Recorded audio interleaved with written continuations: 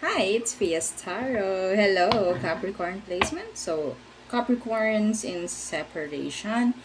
So, let's see anong kailangan mong malaman. So, this is the revelations, no? Yeah. Anyway, so kung meron pong mga tanong, pagdating po sa private reading yan sa ating mga charms, so yeah, just message me sa kanila pong FB page. Okay? So, there. So, sino ito? Capricorn. So, who is this? Capricorn.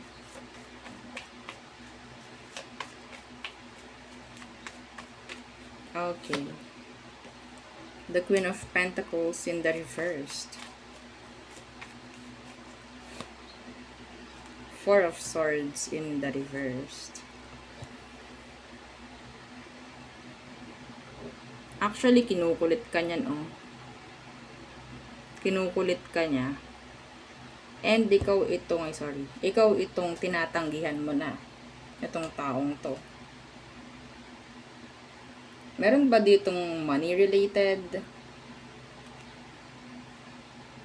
Dinadrop mo.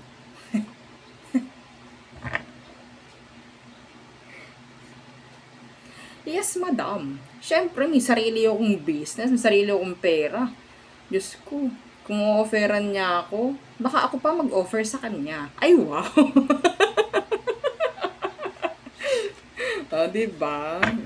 Ganyan, kalakas ang mga Capricorn, no? Diyos ko,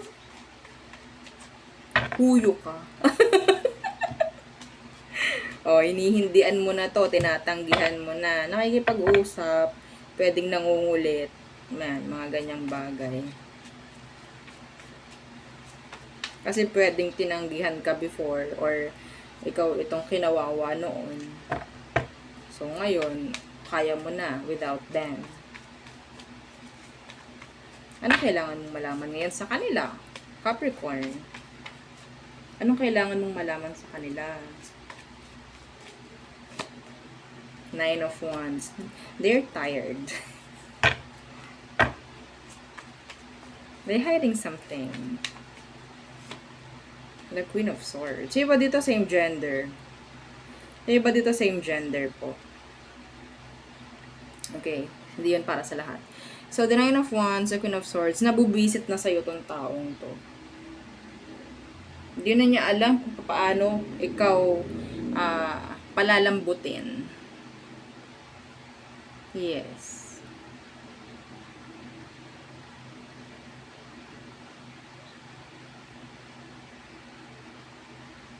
Okay?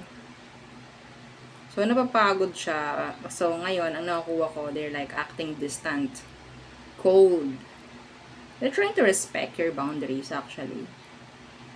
Si Queen of Swords. They know how to respect boundaries. They know how to give respect. Okay? So, yeah, the world. So, may chance. Yung iba dito, pwedeng malayo. Ibang lugar. Ibang bansa. Yan. Okay, pero, yeah. Mabigat ang sitwasyon. Maybe for them. Yung ikaw kasi nakakuha ko dito, okay lang ako, no? I don't need you. Parang ganon. So, how do they see you? How do this person see you? Okay, Capricorn. How do they see you? How do they see you? Ano ba? The Ace of Wands. Na may chance pa rin na magkaayos. Na magkaroon muli ng pagkakabalikan if ever. This is somebody na pwedeng magkaroon pa rin ng another chapter. They find you lately like parang maganda. Pogi. Yeah. Attractive. The Tower.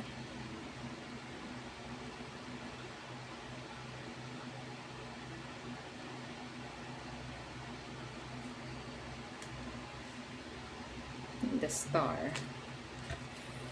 So, tingin niya sa'yo is Para ka daw nananadya. Para ka nananadya. The Tower. I can do whatever I want. Parang ganon. Or kaya ko magawa or mangyari lahat ng gusto ko. Kahit wala ka. Parang ganon. Nasasapawan mo yung ego at pride ng taong to. Yeah. Kinat off mo. Kinat off mo siya.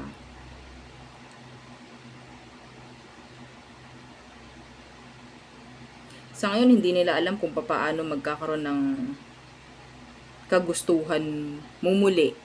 Oo, parang nawala yung passion mo pagdating dito. Nawala.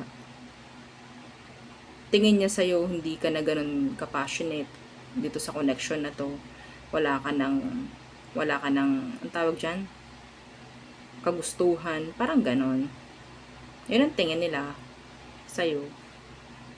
Okay? So, ikaw, how do you see this person? Capricorn, how do you see this person? The King of Cups.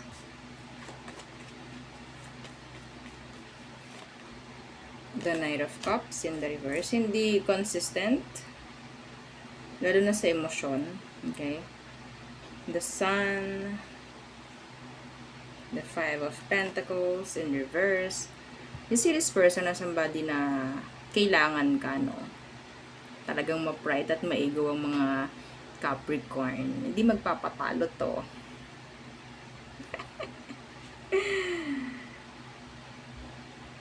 You see them na talagang gusto ka, nandyan yung emosyon niya para sa'yo, mabait siya para sa'yo. Mabait siya sa'yo. Iintindihin ka niya. Parang ganun ang tingin mo. Okay? Sa mga nagko-crosswatch dyan, hindi ko man sinabing ganun talaga ikaw pagdating sa kanya. No? So, parang may parang may hugot si Capricorn. I don't need you. I can buy myself flowers. Ganun yung atake. So, tingnan natin, ano ba ang next action niya sa'yo, Capricorn. The Six of Cups in reverse, they're bitter. Six of Wands. Bitterness, jealousy, they feel stuck. They need you, they need communication, puro ikaw. Okay, but they can't take action. Wala sila may execute. Kung barahin ka ba naman no? Kung i-ignore or i-reject ka ba naman ng ilang beses, maybe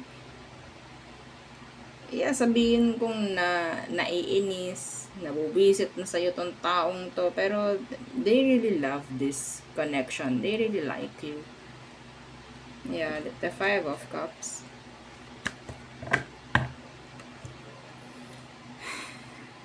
Nadi-disappoint siya sa sitwasyon sa ngayon. Disappointed si person. Anyway, hindi sila makagawa ng action. Some of them takot sila. The King of Swords in reverse. Or maybe hindi sila ready sa mga pwedeng mong ibato.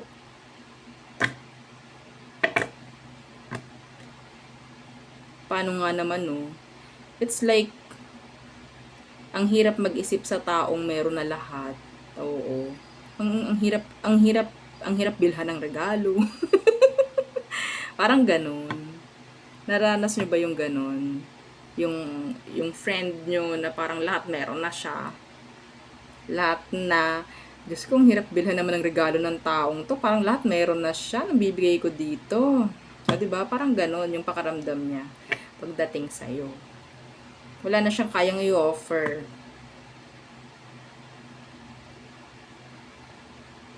Pwedeng i-offer niya ganito, ganyan. Hindi mo naman daw kailangan. Kaya mo naman daw mag-provide nun para sa sarili mo. Ilang sabi mo. This is not for all, actually. Okay? Anyway. So, they're sad. Disappointed. Ito pang gusto ni Capricorn.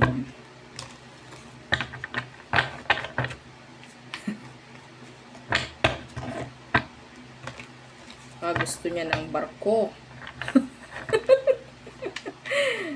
Baka mamaya sabihin sa akin, naku, ako pa ang bibigyan niya ng barko, may kasama pang dagat. O, diba? Nakakahiya naman. Ako, barko lang yung pwede kong ibigay sa kanya. Pamroblemahin ko pa siya kung saan siya magpaparada ng barko niya. Diba? Mga ganun.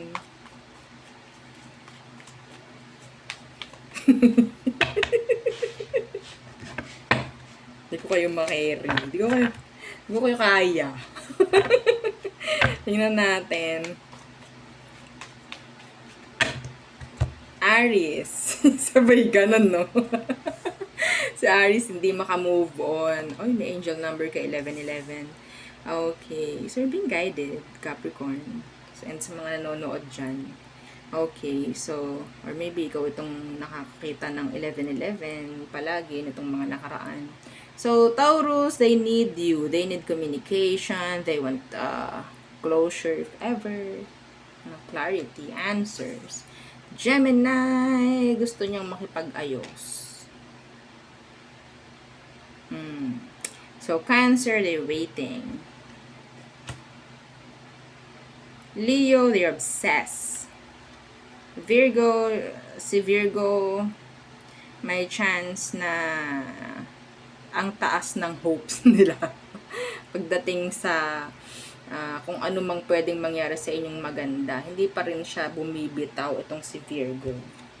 Libra, they love you, trying to understand everything. Okay? So, Scorpio, they want to step up. Yeah, for you. Sagittarius, andun yung energy na gusto nilang bumalik. Hindi ka pa rin nila nabibitawan, something like that. Capricorn, there's a lot of changes, possibilities, mga ganyan, transitions, and acceptance. Okay? So, Aquarius, they're not open emotionally. Maybe they're trying to heal. So, Pisces. Si Pisces parang wala silang gustong problemahin. Ayun lang, mga stress. Yeah. Parang, okay, may chance na gumawa si Pisces ng action na pwedeng magbibigay linaw sa inyong sitwasyon.